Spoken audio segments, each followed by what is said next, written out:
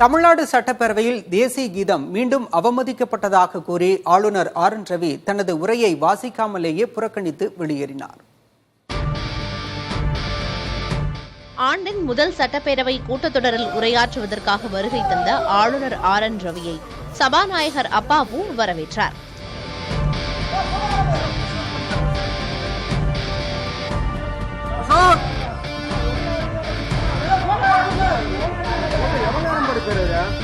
பின்னர் அவருக்கு அணிவகுப்பு மரியாதை அளிக்கப்பட்டது.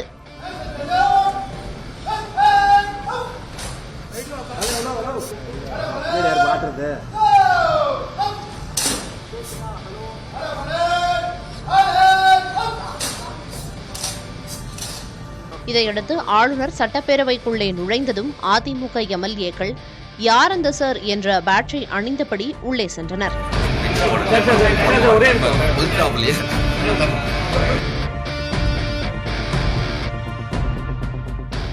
இதன் பின்னர் சட்டப்பேரவை கூடியவுடன் முதலாவதாக தமிழ்தாய் வாழ்த்து பாடப்பட்டது.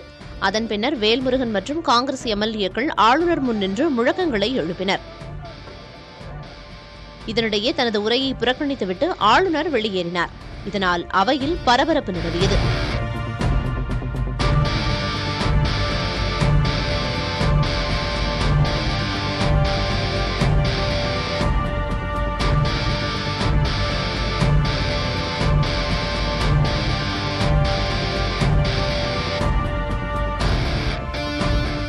ஆளுநர் பேரவையில் இருந்து வெளியேறிய சிறிது நேரத்திலேயே ஆளுநர் மாளிகை இது தொடர்பாக எக்ஸ் வலைதளத்தில் விளக்கமளித்தது.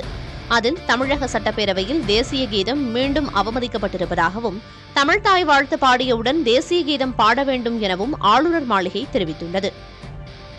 தேசிய கீதம் பாட வேண்டும் என முதலமைச்சர் மற்றும் சபாநாயகரிடம் வைத்த வேண்டுகோள் நிராகரிக்கப்பட்டிருப்பதாகவும் அரசியல் சாசனம் மற்றும் தேசிய கீதம் அவமதிப்புக்கு துணை போக முடியாது என்பதால் மிகுந்த வருத்தத்துடன் சட்டப்பேரவையில் இருந்து ஆளுநர் வெளியேறியதாகவும் விளக்கமளிக்கப்பட்டுள்ளது.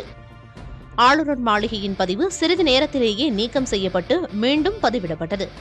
அதில் முன்னர் போட்ட பதிவிலிருந்து நாடாளுமன்றம் குறித்த வாசகம் நீக்கம் செய்யப்பட்டிருந்தது. குடியரசுத் தலைவர் உரையின் தொடக்கத்தின் போதும் முடிவின் போதும் தேசிய கீதம் பாடப்படும் எனும் வாசகமும் நீக்கம் செய்யப்பட்டது. மேலும் பிரதமர் நரேந்திர மோடி மத்திய உள்துறை அமைச்சர் அமித்ஷாவை டாக் செய்து ஆளுநர் மாளிகை விளக்கத்தை பதிவு செய்திருந்தது.